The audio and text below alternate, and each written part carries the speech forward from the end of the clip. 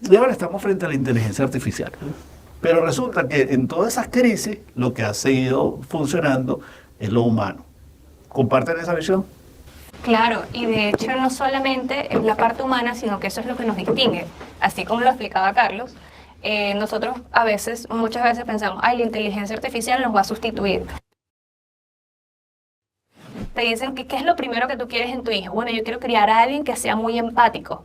Oye, tú piensas, yo quiero que mi hijo sea empático, pero cuando somos adultos nos olvidamos de eso. O sea, le damos la importancia que la generación siguiente la tenga, pero nosotros que ya somos profesionales y estamos desarrollados, verdaderamente practicamos la empatía. Y es que creo que básicamente es el valor fundamental en los niños, ¿no? Como no tienen esos preceptos sociales, la pena, muchos elementos.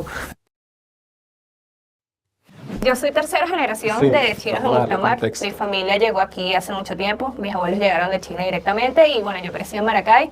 Luego me quedé en la universidad. Yo estudié Derecho en la Universidad Central de Venezuela. Hice una maestría, me preparé aquí, trabajé aquí en la administración pública, luego en la parte privada. Y en el 2018 nos fuimos a China a aprender mandarín. Porque bueno, China es un país que hay que reconocer. Ya sabes por qué fue a sacarnos a China, ya lo llevaron. Ella se fue por mí. Fue al contrario. Y en estos días estaba conversando con unos amigos también que si tú quieres estar equivocado, nunca cambies de opinión. Porque esa flexibilidad que te da la cooperación y las otras perspectivas es crucial para que las empresas logren su propósito, que es generar valor a la sociedad con las mejores ideas. Carlos, normalmente Víctor y yo tenemos una consultora y vemos varios diversos clientes, ¿no?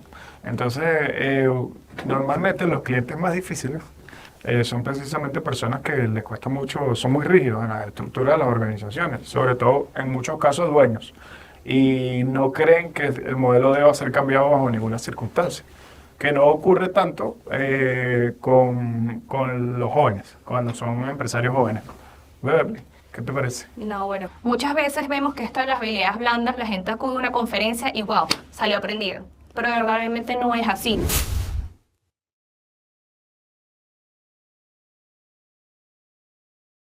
Bueno, Miguel, hoy seguimos aquí en Gerencia Autónoma, como toda la semana, sábado y domingo, 9 de la mañana, 1 de la tarde, divirtiéndonos con los temas de desarrollo. Fíjate que siempre traemos emprendedores, pero el día de hoy apostamos a una conversación diferente, ¿no? Totalmente. El día de hoy hemos invitado a Carlos Campero, CEO y fundador de Copati Experience, le damos la bienvenida. Muchas gracias. Y a Beverly Fung, su CEO y cofundadora de Copati. Échanos el cuento primero, ¿qué es Bienvenidos. Copati? Me encanta saber eso, pero además lo veo con su chaqueta, muy linda y todo. ¿Qué es eso? Vaya, no me quito la chaqueta. Bajo ninguna razón. No. A ver, Copati viene de el prefijo de unión, colaboración, comunicación, de unir, y Pati viene del griego de empathy, la empatía, y entonces es eso, sentir en equipo. Nuestro foco es trabajar con los equipos y mejorar la forma en que se relacionan. Ustedes son en esencia una consultora. Sí, consultora y capacidad. Qué bueno que explicaste el nombre porque de llegada uno dice, bueno, ¿qué será Copati? ¿Y cómo lo pronunciamos? ¿Cómo la pronunciamos? Es así. Cuando... Lo pronunciaron perfecto. Qué bueno. Mucha gente se traba un poco, pero es Copati Experience. Copati Experience. Y cuando la gente me dice, es Copati, le digo, es perfecto, como lo quieran pronunciar, es perfecto, como suene. Cooperación en equipo, empatía en equipo, construcción de equipo. ¿Por qué apostar a ese concepto? Bueno, a ver, esto nació en septiembre de 2020 en la Universidad de Pekín, porque estábamos haciendo un MBA y por la misma pandemia nos bloqueó el retorno a China, entonces no tuvimos la experiencia en persona. Teníamos que buscar hacer un espacio donde la gente pudiera interactuar, relacionarse, mejorar su comunicación. Y ahí fue cuando nació esta iniciativa. Se llamaba originalmente Pitch Global Experience, que era para que la gente mejorara la forma en que se comunicara. Eventualmente, con mucho feedback y experiencia, fuimos dándonos cuenta de que abarcábamos más que una oratoria bien clara, sino que estábamos trabajando la forma en que la gente interactúa y se relaciona. Entonces siempre entendimos que las habilidades fundamentales humanas eran lo que iba a hacer que los equipos mejoraran, porque la gente va a aprender lo técnico. Y hoy en día más todavía con la inteligencia artificial, que resultó pues quitarle la cabeza a mucha gente que se enfocaba en la programación, esto y lo otro. Resulta que hay un área y que, a ver, nosotros sentimos que la AI nunca va a sustituir esa interacción humana que nos va a distinguir. Bueno, yo apuesto a eso. Sí, no, bueno, fíjate, te escuchaba y justamente te iba a preguntar por el tema de la inteligencia artificial, porque estamos como en el boom, ¿no? Yo siempre le digo a la gente, hay unos cuentos, yo estudiaba la maestría en gerencia empresarial en la Universidad Central en el año 1999, hace muchos años. Ustedes eran jóvenes. Nosotros éramos muy pequeños. Iban a la escuela apenas, estaban haciendo sus primeros pininos, y había un profesor que nos daba tecnología, ¿no? Y venía el Y2K, el año 2000. El momento en que el mundo se iba a reiniciar y se iban a parar desde los marcapasos en los corazones y se iban a parar las empresas, los ascensores no iban a subir a bajar, te iban a quedar atrapados. Y la verdad, llegó el año 2000, la gente gastó una fortuna en eso y no pasó nada. Creo que una reja en todo el mundo no abrió. Creo que un control remoto en todo el planeta. Imagínate, pero ustedes no saben la cantidad de gente que gastó plata en eso. Luego llegaron el boom de las tecnológicas en 2000 y algo, 2006, 2007, y explotó el boom de la web. Después la transformación digital, las criptomonedas y tal, y seguimos como, el mundo va a cambiar, va a cambiar. Y ahora estamos frente a la inteligencia artificial. Pero resulta que en todas esas crisis lo que ha seguido funcionando es lo humano. ¿Comparten esa visión? Claro, y de hecho no solamente es la parte humana, sino que eso es lo que nos distingue. Así como lo explicaba Carlos, nosotros muchas veces pensamos, ay, la inteligencia artificial nos va a sustituir, pero verdaderamente es nuestra parte humana la que nos va a destacar entre los demás. Claro. E incluso eso lo hemos visto en muchas empresas, que hoy en día tienen que invertir en la parte humana, en el talento humano, que ya ni siquiera se llama recurso humano, se reconoce como talento humano. Es reconocer esa diferencia que uno subjetivamente le coloca al trabajo. Porque si es simplemente solicitarle a alguien que haga algo y lo haga de forma automática, ¿dónde está la parte de la empatía? ¿Dónde está adaptar ese caso a lo que me está diciendo el cliente? Si simplemente estoy procesándolo de forma automática o repitiendo lo que hice anteriormente. Claro, y sin querer ponernos filosófico, precisamente la parte humana es precisamente lo que no puede copiar nadie. Pero hay unos humanos que son como robots. Sí, claro. Bueno, eso lo dicen también de los asiáticos, pero no es necesariamente cierto. Yo sé que la audiencia que te está escuchando en el programa ahorita no lo sabe. Los que te van a ver en el podcast sí saben que te ves asiática, porque además todavía me dejaron unas preguntas ahí. ¿Qué fueron ustedes a hacer en China? Yo puedo entender de qué fuiste a hacer China, pero Carlos, ¿qué fuiste tú a hacer en China? Bueno, a ver, yo soy tercera generación de chinos en ultramar. contexto. Mi familia llegó aquí hace mucho tiempo. Mis abuelos llegaron de China directamente y bueno, yo crecí en Maracay. Luego me quedé en la universidad. Yo estudié Derecho en la Universidad Central de Venezuela. Hice una maestría, me preparé aquí, trabajé aquí en la administración pública, luego en la parte privada. Y en el 2018 nos fuimos a China a aprender mandarín. Porque bueno, China es un país que hay que Ya reconocer sabemos que... qué fue ese Carlos a China, lo llevaron. Ella se fue por mí. Fue el contrario. El que fue a aprender mandarín fuiste tú. Bueno, no, es que en mi caso yo hablaba cantonés, pero no hablaba mandarín, que es el idioma oficial. Entonces es diferente. O sea, ella Pero bueno, dice- la experiencia sí fue distinta. A ver, Carlos. A ver, ella dice que fue diferente, pero es impresionantemente difícil. Ya cuando uno es más avanzado en edad, que la vida es muy corta para querer aprender a hablar mandarín, pero sí se logra, sí se puede, con mucho esfuerzo, mucha disciplina. Es maravilloso ese idioma, ¿no? También, y esa cultura. Chévere.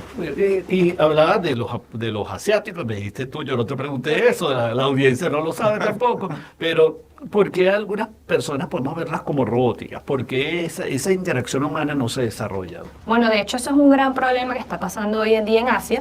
En Asia muchas personas están dejando de trabajar porque están llegando al burnout. Y también es en la parte de que la gente nada más trabaja mecánicamente. Y sabemos que en Asia lamentablemente es excelente toda la parte de la industrialización, la manufactura. Pero al momento de destacar esas habilidades sociales no las tienen desarrolladas. Y eso es algo que están viendo los gobiernos y que están trabajando desde el colegio en ellos. Y en verdad es algo que yo le comentaba a Carlos. Por ejemplo, yo estoy embarazada y yo me acuerdo que uno cuando habla con otras personas te dicen que qué es lo primero que tú quieres en tu hijo. Bueno, yo quiero criar a alguien que sea muy empático. Oye, tú piensas, yo quiero que mi hijo sea empático, pero cuando somos adultos nos olvidamos de eso. O sea, le damos la importancia que la generación siguiente la tenga, pero nosotros que ya somos profesionales y estamos desarrollados, verdaderamente practicamos la empatía. Y es que creo que básicamente es el valor fundamental en los niños, ¿no? Como no tienen esos preceptos sociales, la pena, muchos elementos, entonces los niños son tan puros que son empáticos. Pero sabes que los niños no son empáticos naturalmente. Ok. La empatía es un desarrollo social. Se tiene que aprender. También, claro. Se tiene que aprender, es decir, naturalmente tú no eres empático, porque cuando llegas, tú quieres a tu mamá para ti. Lo va desarrollando en el Tú no- proceso tú de no- socialización. tú no quieres compartir a tu mamá, mira, ¿va a ser su primer bebé? Sí. Bueno, casualmente después el señor ya dejará de ser el esposo de ella, Claro. será el padre de la criatura Totalmente, sí. y ella será la madre, porque lo que va a suceder es que el bebé te absorbe. Él no puede ser empático y la razón por la que no puede ser empático es que él tiene que sobrevivir. Ok. Claro. Entonces, la empatía en la edad temprana no ayuda a la supervivencia. ¿Sí? Pero es una importancia que le damos de Fíjese, pequeño. fíjese. Y, perdona. Y lo curioso es que, y también se adapta a nuestra metodología. Muchas veces vemos que esto de las habilidades blandas, la gente acude a una conferencia y wow, salió aprendido. Pero verdaderamente no es así. Nosotros, por ejemplo, desde Copati sabemos que esto es un entrenamiento progresivo. Entonces, es algo que nosotros queremos que vayan practicando semanalmente, crear ese hábito de pensamiento de cómo reaccionar ante una situación. No es simplemente acudir una vez y ya tú decir que ya estoy listo. Y bueno, yo sé que tú querías complementar esa parte porque es la que siempre decimos. No, con lo que usted decía, no, es que voy a continuar un poquito el punto que usted dice de los hijos, que claro, por supervivencia. Es bien interesante también porque se ha hecho estudios, ¿no? de las habilidades blandas en los niños y en los adolescentes. Y en este estudio se llevó en Reino Unido. Se empieza a acentuar en los colegios mucho el enfoque aquí, ¿no? de la empatía, ponerse en el zapato del otro, las emociones, claro que es importante. Pero a nivel académico se probó con otro grupo de estudiantes si había habido un impacto en las notas, en su proceso, y no hubo. No hubo. De hecho, a veces incluso hasta bajaba un poquito el promedio. Entonces, el estudio concluía que cuando tú le dabas esas...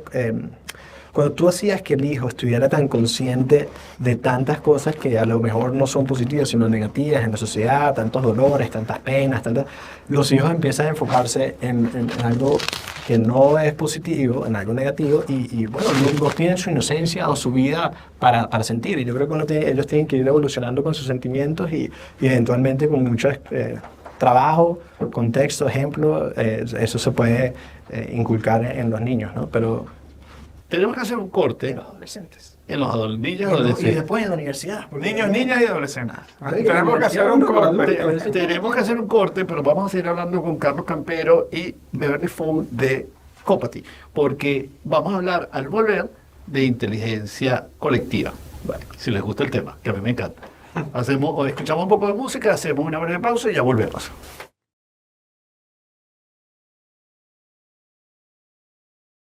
Seguimos en Gerencia Dos Tonos, hablando hoy de temas de competencias, habilidades blandas. Un tema que es recurrente en las organizaciones, por el cual las compañías logran éxito o no.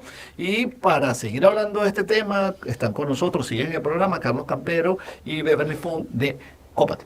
Entonces, les dejé una pregunta antes de irnos a la pausa, y es fundamentalmente la inteligencia colectiva a partir de la empatía. ¿Cómo la entienden ustedes? Porque la cooperación, la empatía, es no más que inteligencia colectiva. A ver, permíteme hacerte preguntas sobre la inteligencia colectiva, si me pudieras dar tus premisas de ella La sinergia, la capacidad de ser más que el individuo, la sumatoria de las capacidades que superan a los individuos. Es decir, sabemos que un equipo es sinérgico en la medida en que sus competencias individuales sumadas dan más que sus competencias individuales.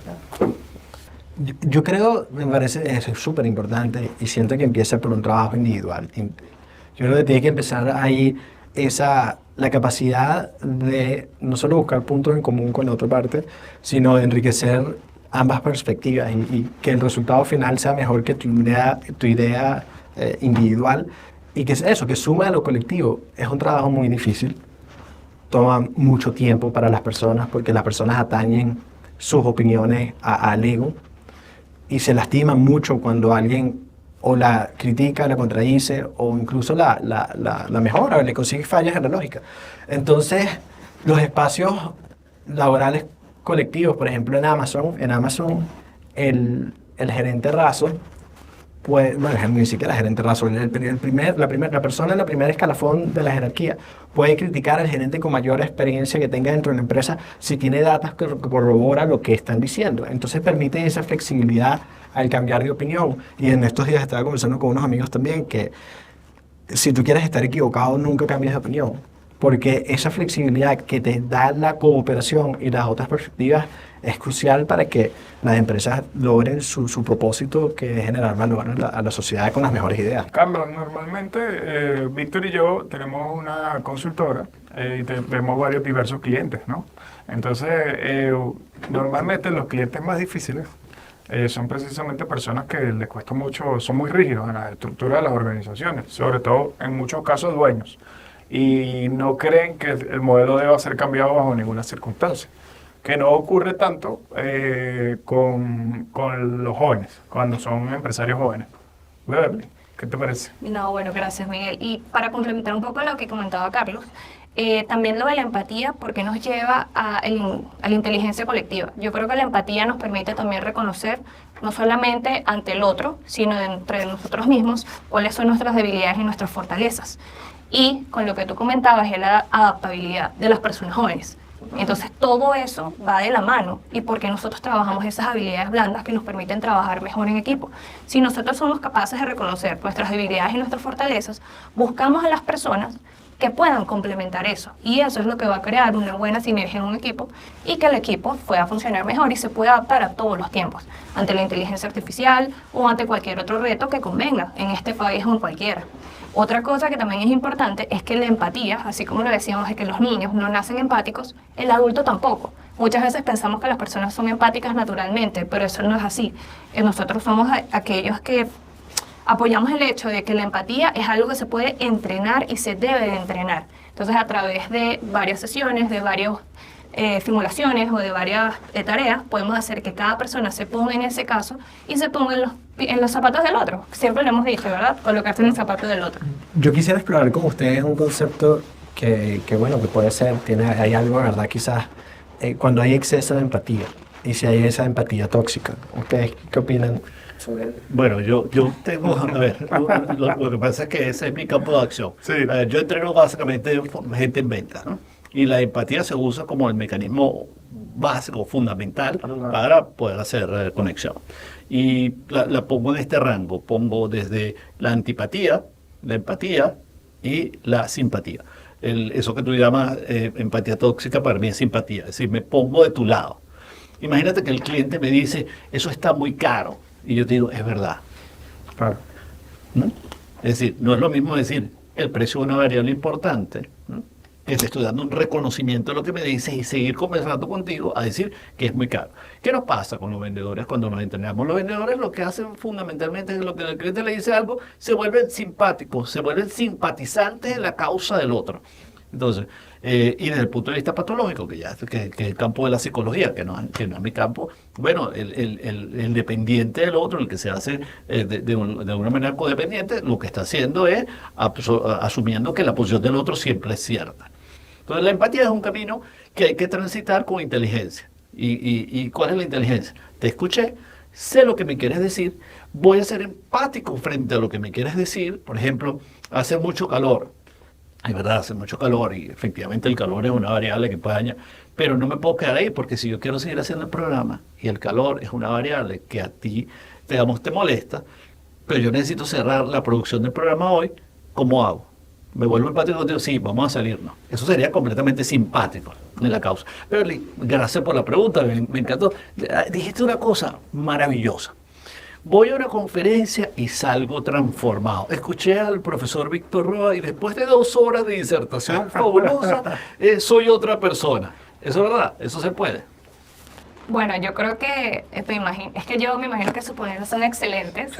No hemos tenido la oportunidad de asistir, pero yo sí creo que hay un momento y lo pensamos aquí en Copati, que hay un momento de introspección. O sea, luego de que escuchamos lo que usted nos expone, nosotros tenemos que tomarnos el tiempo de analizar y ponernos esa información, ponerlas en nuestro día a día y llevarlo a práctica. Porque la verdad es que simplemente leyendo un libro o simplemente analizando algo que nos dicen, a veces no es suficiente. y más en el campo laboral, porque como lo comentaba Miguel, muchas veces hay muchas cosas que hay que adaptarse. Entonces, ¿cómo nos adaptamos a esa situación si no sabemos cómo ponerla en práctica?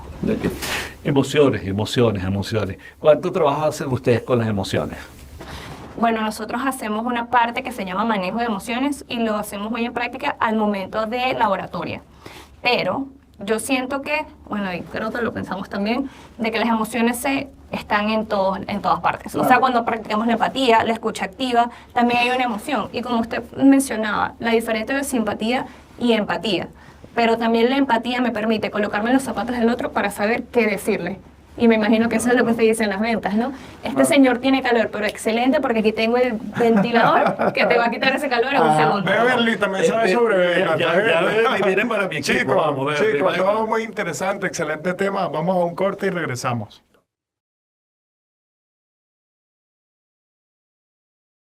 Volvemos, tema súper interesante, Víctor. ¿Qué te parece con Carlos y con Beverly? No, la verdad que me tiene sorprendido esta pareja de dos que Sí. se fueron a China, volvieron, se fueron a estudiar cantonés o mandarín. Mandarín, porque y ya luego sabían bien. cantonés. Y luego la maestría de negocio. Pero ¿qué más fue más productivo? ¿El mandarín o la maestría? Wow, qué buena pregunta. Bueno, por lo que llegamos ahorita, yo tengo que decir la maestría por lo que terminamos siendo. Carlos, cuéntanos sobre el modelo, que sabemos que tienen un modelo especial en Copati, de consultoría, cómo funciona la metodología. Perfecto. A ver, esto es lo que nosotros sentimos que nos hace diferentes. Porque todos nuestros programas son hechos a la medida del cliente. A ver, nosotros adaptamos lo que vamos a hacer, enseñar, practicar, para que el cliente se pueda identificar. Entonces no hay una sesión que se parezca a otra. Y hemos manejado conflictos, hemos manejado desarrollo de equipo, hemos hecho muchas cosas porque, bueno, buscamos adaptarnos. Entonces, hacemos programas a la medida, lo hacemos en sesiones interactivas en vivo, porque queremos que se ponga en práctica esas herramientas y el feedback en vivo es fundamental. Nuestros resultados los basamos en datos. Tenemos una aplicación donde vamos a ir recopilando información de los participantes para que ellos se lleven información a lo individual y lo colectivo, cómo tienen que trabajar individual y el resultado colectivo. Entonces, claro, yo normalmente digo que nosotros le metemos mucho corazón porque nos apasiona esto, pero le metemos mucha mente también porque queremos que la gente vea los resultados concretos. Y nuestra metodología, nuestras sesiones, se fomentan dos cosas claves: la seguridad psicológica y el desarrollo continuo. Entonces, la seguridad psicológica y el desarrollo continuo, ¿por qué enfatizamos ahí? Porque las habilidades blandas necesitan un ambiente de confianza, donde la gente pueda ser vulnerable, aprenda a ser humilde para escuchar, para entender, para dar. Y eso se hace con el tiempo, con la introspección, eso, tienes que ser muy consciente. Y el desarrollo continuo es para que entiendan que esto no es algo que se aprende una sola vez o ya eres experto en algo. No, esto se va a seguir y continúa evolucionando y mejorando. Entonces, bueno, esos son nuestros pilares: programas hechos a la medida, sesiones interactivas en vivo, desarrolladas en un espacio de seguridad psicológica y desarrollo continuo. Y ojo, la seguridad psicológica también va al hecho de que nosotros no pretendemos venir con todas las respuestas. Claro. Nosotros fomentamos que el equipo se sienta en confianza suficiente para que nosotros podamos aprender de todas las informaciones. Yo siempre digo que debemos ser siempre eternos aprendices. Es la forma de estar en la búsqueda constante. Y bueno, los datos basados en datos, y esos son nuestros pilares de la metodología. Les ha tocado enfrentarse a una cultura de miedo, donde los han llamado y esa cultura en realidad impide el que la gente tenga la confianza para abrirse a hablar. Sí, claro. Pasa que, bueno, sí, normalmente cuando los jefes imponen mucho sus posiciones, o no escuchan, o sienten que no es con ellos, sienten que muy bien la capacitación, que haya todo mi equipo de liderazgo y de gerencia, pero yo lo veo de afuera. A mí me dan los resultados. A mí me cuentan. A mí me cuentan cómo fue. A veces, y se nota, y tú ves entre los jefes que participan y que tienen esa... que también a la vez es interesante, porque los participantes también, por cuestión natural de defensa y jerarquía.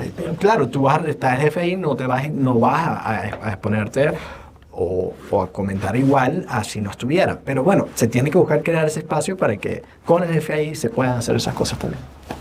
No, y también para complementar, que nos hemos dado cuenta, un problema común cuando hay estos ambientes de miedo es el problema del ego. Entonces, hay un ego por parte del liderazgo en no reconocer que hay errores dentro de la organización, y también hay un ego de la persona de no querer reconocer que hay algo que corregir. Entonces eso es algo de lo que atacamos en nuestra sesión. Y vulnerabilidad no querer mejorar sus ideas, porque también el hecho de que si siempre se ha hecho así, ¿para qué lo vas a cambiar? ¿No? Entonces, esas ideas, ser vulnerable, mejorar las ideas, porque bueno, no, es bien valioso. Yo digamos, en el área de capacitación hay para mí un grave problema, ¿no? Capacitación y desarrollo de equipo. Hay lo que yo llamo la información, que la gente se la lleva. Ser un buen jefe es así. Dar los buenos días, saludar, mirar a los ojos, preguntarle por tener sus carácter, hijos, tener carácter, sí. lo que sea, tú sabes, un checklist de cosas, ¿no? Y está la parte cognitiva, que es la parte del aprendizaje verdadero. Entonces, a veces me sorprende que la gente viene a las capacitaciones, viene a las actividades de desarrollo y se lleva la información muy bien. Oye, Víctor dijo que había que saludar todos los días a los clientes, que había que meterse en el teléfono todos los días y saludar a los clientes. Y tú le preguntas, ¿y lo estás haciendo? No, pero yo sé que el profe lo dijo. Se enfrentan a ese Esa es la problema. teoría, sí. Pero Hay una importancia de la Claro, pero es que porque la gente está ciega a sus propias acciones y sesgos. Entonces a veces ni siquiera se dan cuenta que es que no están dando los buenos días, pero yo sé que hay que hacerlo, pero no lo doy. Y ojo, también a veces hay que aceptar que hay gente que bueno, que está en su mundo, tiene muchas cosas y no todo el mundo, no sé, es bien curioso esa dinámica, ¿no? Tienes que ser respetuoso con el que no la da y si quieres darla, tratar de hacerlo, ¿no? Claro, pero ahí te enfrentas a un reto. Imagínate que yo soy de servicio y yo estoy en el área de servicio y a mí no me gusta dar los buenos días, pero el profe dijo, claro, el profe dijo, y yo lo comprendo en términos formativos, en términos de ideas, yo lo conozco, pero en términos cognitivos, que es el verdadero aprendizaje, no lo es. Y nos ha tocado muchas veces verlo en personas, o sea, atención al cliente. Entonces, no, que yo soy así, tengo esta cara y me gusta saludar. A mí no me gusta saludar, entonces, ya va, pero acabamos de pasar 8 horas en capacitación, querida mía. Y tú atiendes público, ¿sabes? Y tú atiendes público, Exacto, así como lo sí. manejamos. Porque sienten que no les gusta o son tan rígidos con eso. Bueno, yo diría gracias por la entrevista. Me encanta, Carlos. No, para aprender. Claro, Porque, no, a mí yo tengo este sentido del humor, para que sepa. Me encanta divertirnos en el programa. Mira, el asunto central es que no lo ven como una necesidad. Es decir, su estructura de personalidad no ve la necesidad de ajustarse al medio ambiente. Y justamente la supervivencia depende de ajustarme al medio ambiente, no que el medio ambiente se ajuste a mí. Sí. ¿Sí? No es que la gente va a venir a saludarme a mí porque es que yo soy el cajero. No, yo soy el cajero que tienes que saludar a todo el que llega. No se adaptan, ¿no? Entonces deberían aprender a ponerse la cachucha de que si estás en el trabajo, la hora, bueno, me toca decir, no lo hagas en tu vida privada. Bueno, ¿sabes? sí. Si es una Claro, es que Creo que precisamente es la labor que ustedes enseñan, digo ustedes porque Víctor también enseña. Claro, al final yo le digo a la gente, mira, ponte una máscara. Claro. No importa. Saluda con cordialidad cuando veas a la gente, cuando sales para la calle, te montas en el metro, le pones a todo el mundo tu carón. Y Claro, luego que salgas de la compañía. Les cuento algo cultural que es bien interesante. Nosotros cuando llegamos a China, pues yo estaba nervioso, emocionado, de otra cultura. Entonces cuando nos presentan a la primera persona que era en contacto en la universidad, yo voy y con mucho entusiasmo y fervor voy y me la acerco y le doy la mano y le da un abrazo y le da un beso en el cachete y ella, horrorizada, ay no, ¿qué es esto? Entonces, Las no, diferencias culturales, ¿no? Claro, me dice, no, eso no se hace aquí. Entonces yo, oye, disculpe, por favor, no lo vuelvo a hacer. Yo no lo volví a hacer. Y en China, en decir buenos días, tú le entras al profesor en la clase, tú no le dices buenos días. Entonces la gente, yo le preguntaba, profesor, ¿por qué no? Me dice, porque mientras tú actúas de esta forma, tú muestras más distancia. Entonces, ¿cómo se saluda en China? ¿Comiste? ¿Bebiste? ¿Qué hiciste? ¿Desayunaste? Entonces, yo creo que el saludo buenos días, a lo mejor dejarlo solamente en buenos días, puede ser mucho más allá, más amplio que decir solo buenos días. Es cultural. Ahí hay un elemento cultural. Beverly, ¿tiene algo que decir? Sí, o sea, yo creo que también como líderes, eso es algo que tenemos que poner en práctica. A veces pensamos que como líderes es simplemente tratar a todos por igual o darle a todos por igual. Y yo me acuerdo que cuando estudiaba Derecho, también me decían, esa es la diferencia entre igualdad y equidad. Igualdad es darle a todo el mundo lo mismo, y equidad es darle a todo el mundo lo que corresponde y lo que se adapta a su necesidad. Entonces, como líderes, bueno, sabemos que hay unos trabajadores que les encanta darle los buenos días, que nos encanta abrazarnos, pero hay otros que no, le prefieren la distancia. Quizás son gente que no le gusta, o sea, son germofóbicos, no les gusta que las personas estén en tanto contacto. Entonces, no tenemos que juzgar a esta persona que simplemente, oye, no le gusta el contacto, eso no quiere decir que no sea cordial. Es saludarlo al modo en que a él le guste. Eso es interesante porque cuando montas protocolos, o sea, cuando montas un protocolo de servicio, el protocolo es para todo el que llegue. Ojo, y la cercanía física, fíjate que yo no la mencioné, es interesante que tú la mencionas. Yo he aprendido en Venezuela, tenemos como 5 distancias físicas. Si tú estás en Caracas, estamos más o menos amuñuñados. Si te vas por Oriente, estamos súper amuñuñados. Pero si te vas a Valencia, la gente es más distante. Y si te vas a Maracaibo, otra vez vuelve. Y en los Andes, la gente tiene distancias medias. Entonces, cada uno de nosotros ha desarrollado una práctica. En el país tenemos distintas prácticas. Totalmente. ¿Qué he aprendido yo? A la tierra que fuera lo que vienes. Es decir, aquí quieren más amuñoñados, vamos, abrazados, todos como hermanos, miembros de la iglesia. Aquí usted quiere estar por allá, yo le respeto esa distancia. Pero eso es, otra vez, inteligencia. Sí, La totalmente. empatía emocional. totalmente de reconocer esas cosas. ¿Sabes que se me vino a la mente ahorita? Pasa mucho lo que tú decías, o sea, tú llamas a utilizar la máscara, pasa mucho con los humoristas, que personas que dicen, mira, conocí a tal humorista, súper serio, o sea, increíble, ese señor, o sea, jamás lo hubiese imaginado así. Claro, porque es que ser humorista es una máscara, es su trabajo. Y en su casa es otra cosa, y en el negocio es otra cosa. Entonces, desde el punto de vista, yo puedo querer ser distante, pero esa distancia tengo que entenderla que si mi función exige cercanía, tengo que Totalmente. hacerlo. Ojo, sí que eso significa contacto físico y las demás cosas. Vamos a hacer una pausa, seguimos con el tema porque ahora quiero que nos hablen de su experiencia internacional, que creo que han desarrollado muchas cosas interesantes. Entonces escuchamos música, ya regresamos aquí en Fede Cámaras Radio, en Gerencia a 2 Tonos.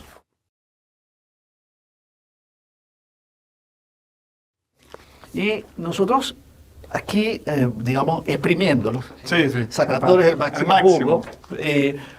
Entiendo que han desarrollado una experiencia internacional con muy buenos resultados. Háblanos un poco de esa experiencia.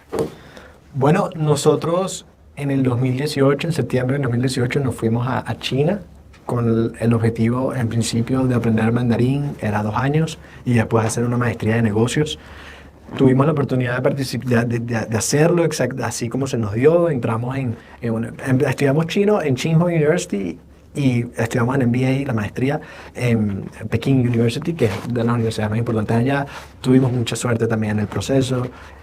Nos permitieron el paso y bueno, nos dieron la oportunidad de entrar becados. En plena pandemia habíamos salido de China, no podíamos regresar y bueno, en septiembre de 2020 empieza la experiencia online, los estudiantes internacionales y la gente de China en persona. Así fue, vimos los cursos básicos de una maestría de negocios y bueno, faltaba ese factor de integración, de colaboración, sentido de pertenencia. Hicimos lo que llamamos Pitch Club Experience. Y la experiencia fue, después volvimos, ojo, nosotros extendimos en la maestría 1 año más y nos dio la oportunidad de regresar para estudiar los últimos 3 meses, la última materia que nos quedaba y graduarnos en persona. Entonces sí siento que cerramos el ciclo. Pero a nivel cultural es fabuloso entender las perspectivas, ¿no? Y eso enriquece mucho porque te amplía el aspecto de... ¿Han tenido clientes en el ámbito internacional? Bueno, trabajamos con la universidad, trabajamos en Chile con una empresa de tecnología en Chile, que también tiene su aspecto cultural bien interesante y bien curioso. Como una empresa de tecnología había un grupo que es joven, en teoría, entonces tenía sus retos muy particulares. Trabajamos en Panamá con empresas de realtor, de bienes raíces. Bienes raíces. Estamos trabajando en Venezuela, trabajamos con una empresa de construcción, trabajamos con una empresa ahorita de tecnología también. Pero tenemos con Babeca, tenemos una amplia gama de experiencia tanto cultural como de industria. Hablando en este mercado, ¿cuáles serían los retos que ustedes ven y cómo ustedes entran a apoyar a las empresas en esos retos? ¿Cuáles son los principales retos que ven en este momento? En Venezuela. Déjame dar esto ya rapidito y tú lo comentas que, para mí la parte del reto principal que nos dimos cuenta, nosotros siempre supimos que, desde que nació esto, que las habilidades blandas van a ser esenciales, 10, 20 años, no sé cuánto, pero mucho tiempo, por lo menos. Pero nos dimos cuenta que había la necesidad de educar a la gente a las personas en este tema, porque muchas veces uno habla de que entonces yo me acuerdo haciendo el discurso de lo que hacíamos, entonces, bueno, capacitamos a los equipos en habilidades blandas, entonces, pero ¿qué son habilidades blandas? Me preguntaban, y eso es muy válido. Y bueno, esas destrezas que te permiten relacionarte e interactuar. Entonces, creo que eso, educar a la gente sobre este tema para que la gente pueda ver que lo que viene haciendo lo puede hacer mucho mejor y a lo mejor errores Creo que va a lo corregir. Sí. Sí, muchas gracias. Bueno, es que además de todo el tema de las barreras que han habido para poder ingresar a este mercado, que es muy distinto a otros países, es que también algo que nos pasa mucho en Venezuela es el cortoplacismo. Entonces queremos algo que nos dé resultados ya. Entonces sentimos que las habilidades blandas no es algo que una persona sale aprendiendo, entonces ya se volvió el súper habilidad blanda y puede hacer la diferencia. La verdad es que esto es como lo expresamos, esto es algo de desarrollo continuo, esto es algo que tú vas a ver en tu equipo y lo vas a ver a largo plazo. Pero entonces muchas empresas se asustan ante esa inversión porque sienten que, bueno, tanto contexto país, contexto economía, que tienen que hacer algo que cause ya la diferencia. Claro, sí, me imagino que Y también les cuesta estará hacer muy esa inversión. relacionado también en el caso de las organizaciones, mira, todo el tiempo que tiene que invertir el trabajador en este tipo de capacitaciones completamente necesarias, ¿no? Pero son, digamos, mediano y largo plazo. Que son horas que ya no van a estar pasadas frente a la computadora o atendiendo a alguien. Entonces les da miedo hacer esa inversión. Entonces, que una cosa que me resulta muy divertido, el lunes tenía un curso que dictar, ¿no? Entonces viene todo el mundo con la computadora. Sí. Entonces lo primero que le dije, me la cierran. Pero el amor de Dios, o sea, Es un temazo. Por lo que se viene con eso. ya va, es que ¿cómo vas a construir conocimiento? Tú no puedes atender simultáneamente dos cosas, no me puedes atender a mí a la computadora. Es que me gusta mucho, pero hace poco leí un artículo de Economist que hablaba de que la atención es un recurso escaso. Es un recurso Claro, escaso. en estos momentos más, sí. Y hay exceso de oferta de distracciones. Entonces tienes algo que es un recurso escaso y hay exceso de oferta de distracciones. Obviamente, según Oxford, en el año 2024, la palabra brain rot se volvió la palabra del año, que es que tú te consumes demasiado en atención en otras cosas y imagínense, sí, lo que distrae, ¿no? O sea, tenemos unos dispositivos que en vez de conectarnos creo que nos están... Mira, te lo digo desde el la punto persona. de vista de mercadeo. Diariamente más de 70.000 distracciones en pantalla, en notificaciones, etc. Sí, Las aplicaciones están diseñadas para eso. Y el término de multitasking creo que fue nada más, nada más Es que una mercadeo. es una cosa abusiva. Totalmente. Hay conceptos que yo la verdad, Sí. que en mi experiencia son solamente 43 años trabajando. Yo apenas acabo de empezar. ¿Y como cuántas empresas, doctor? Como No, 100 empresas. No, yo le he trabajado siendo empleado o como consultor a más de 200 empresas. Ah, bueno. Entonces, Es amplia. eso dice, pues, Queremos aprender. que algo he hecho. Pero una de las cosas que le tengo mucho miedo, conceptos que le tengo mucho miedo, Sí. son el concepto de endomarketing, ¿sí? Están bombardeando al empleado con información como que si eso el mercado interno, qué fastidio que me estás todo el tiempo bombardeando. Trabajar aquí es bueno. Yo trabajé en compañías que ni nos hablaban de ella misma y adoramos a la empresa.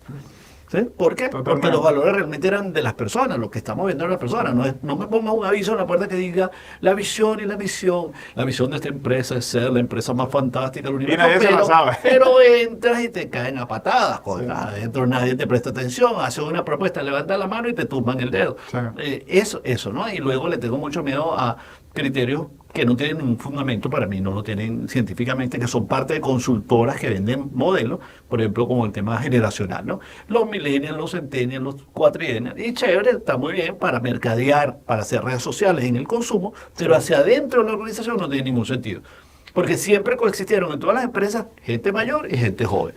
Y entender porque es bien curioso esas diferencias generacionales. ¿No siente que indagar en ello fortalecería la colaboración y la dinámica del equipo? Claro, pero en realidad no la usan así. Lo que me están diciendo es que yo debo tener una estrategia para los millennials, una Sí. para la generación X. Entonces, eso va en contra de la cultura organizacional. La cultura es una amalgama, ¿sí?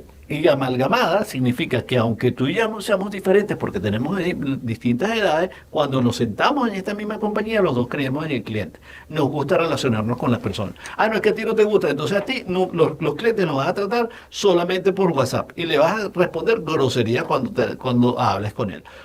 O a mí que sí me gusta estar con la gente, tú sí vas a hablar con la gente. Entonces, no. El tono de la organización es el mismo, no importa qué edad tengas tú frente a los clientes. Pero hay que tener mucho cuidado porque ese concepto divide en lugar de integrar. Ojo, profesor de cambio organizacional en la universidad de hace como 20 años, entonces eso es un tema que me apasiona, ¿no? Estamos aquí recibiendo clases, nosotros tres. Miren, chicos, y cuéntenme si algún cliente que nos está escuchando, alguien que está interesado, ¿cómo nos contacta? Bueno, nosotros tenemos una cuenta en Instagram que se llama Copati Experience. Copati es Copathy, Experiences en inglés, EXPERIENCE, Copati Experience. Nos pueden escribir al correo ccamperos, con ese al final, @copati.com. Número de teléfono, Sí, que número de para teléfono. mejor ubicación. Tenemos una página web que es www.copathy.com, Copathy como lo escribía Carlos, COPATHY, Es súper lindo, y mamá, tenemos que un diga. WhatsApp que es 0412-131-3948. Nos pueden contactar de cualquier modo, estamos allí a la orden ofreciendo nuestros servicios y lo más importante es una reunión para sentarnos con usted, nos especifique cuáles son sus necesidades, entender cuáles son sus expectativas y así crearles un programa a la medida. Chévere, cuéntame. Yo te llamo. Ajá. ¿Qué es habilidad blanda? Comunicar es una habilidad blanda. Negociar es una habilidad blanda. Trabajar en equipo es una habilidad blanda. Liderazgo es una habilidad blanda. Es de eso que estamos hablando. ¿Sí? Correcto, sí. Es que bueno, en nosotros... Hagamos, a veces la gente, el abstracto se pierde. Entonces, Se pierde, convertámoslo en un específico. Vayamos al detalle. Incluso por eso en nuestra página web nosotros no hablamos específicamente de que estos son nuestros servicios, sino nuestras áreas de desarrollo, nuestras áreas de servicio. ¿Por qué? Porque sabemos que muchas veces las personas necesitan una guía. Entonces tenemos un espacio que se encarga de liderazgo, que es para que estos gerentes o estos líderes estén preparados con todas aquellas habilidades para manejar al equipo. Tenemos una parte que es de crecimiento de equipo, que es donde trabajamos las habilidades de comunicación, las habilidades de negociación o las habilidades de negociación y de resolución de conflictos o de trabajar en equipo. Y tenemos una de servicio al cliente, que nosotros nos enfocamos en vez de atención al cliente, que es simplemente darle a la persona lo que está pidiendo, es ofrecerle la hospitalidad, es darle más allá. Es entender al cliente y ofrecerle algo más de lo que incluso me está pidiendo. Y por último tenemos una parte que se llama medición de desempeño, que es la cual apoyamos a las empresas a que identifiquen cuáles son estos indicadores de rendimiento o esos KPI en habilidades blandas dentro de ese equipo. Carlos Beverly, si tuvieran que definir la consultoría con una palabra, ¿cuál sería? Que logran sus clientes. Que Después que hablan con ustedes, que logran. Ajá, exacto. Los clientes después que hablan de la primera consultoría, porque está el proceso de consultoría y tal, para desarrollar el programa. No, luego de desarrollar el Ustedes programa. se fueron, claro. no vinieron más. Cuando Sí. la gente habla de ustedes, Ajá, ¿qué ¿qué dice? Exacto. La gente dice, Copati Experience, bueno, nos han dicho muchos que les cambió la vida. Otros que les permitió, pues, trabajar mejor, tener mejor armonía, mayor productividad. Es que es una sola palabra. Vamos a ver. Entendimiento. Mejora. Entendimiento. Transformación. Transformación. Bueno, sí, transformación. O sea que transformación es una palabra tan usada últimamente. La verdad es que las personas, después que viven algunas experiencias, se transforman. Es decir, si paso 40 horas contigo y en esas 40 horas hay un verdadero aprendizaje, hay cognición en el proceso, por supuesto. Me permite comentar una experiencia a nivel por lo menos generacional que hemos tenido. Cuando trabajamos con ciertas personas que son mayores, nos damos cuenta que al principio tienen mayores barreras de entrada, de cambiar su opinión porque llevan tanto tiempo haciéndolo. En cambio, no, los jóvenes, por el contrario, como no tienen tanto tiempo haciéndolo, como para ellos es muy Algo nuevo. novedoso, pues simplemente asumen en cambio, pues me puede funcionar. Pero entonces ellos son más fáciles de adaptarse, los jóvenes. Los mayores no son tan fáciles, pero cuando los mayores reconocen que hay un cambio, su nivel de agradecimiento es mucho mayor que el joven, que simplemente ha tenido ese impacto. Bueno, queremos agradecerle a ustedes dos, a Beverly Funk, CEO y cofundadora de Copati, y a Carlos Campero, CEO y cofundador de esta empresa, por la experiencia que nos han ofrecido hoy. Una conversación muy sabrosa Totalmente. y espero que sea muy productiva para los que nos escuchan. No, gracias a ustedes. Y bueno, y despedimos el programa por esta semana. Fundamentalmente leemos los créditos en la jefatura de producción Yaya Anduesa, en la coordinación Ariadne Zambrano, en la producción Juan Díaz, como jefe técnico Elvis García, el control técnico Javier Subero, en la edición y montaje Ismael Neira, y pueden seguirnos en nuestras redes sociales personales también, de la emisora de Fede Cámara Radio, @FedeRadio B, y descargar nuestra aplicación para smartphone de iOS o Android, Fede Cámara Radio. Víctor H. Rojas por aquí. MX Ventura por acá. Hasta la próxima Hasta semana. luego.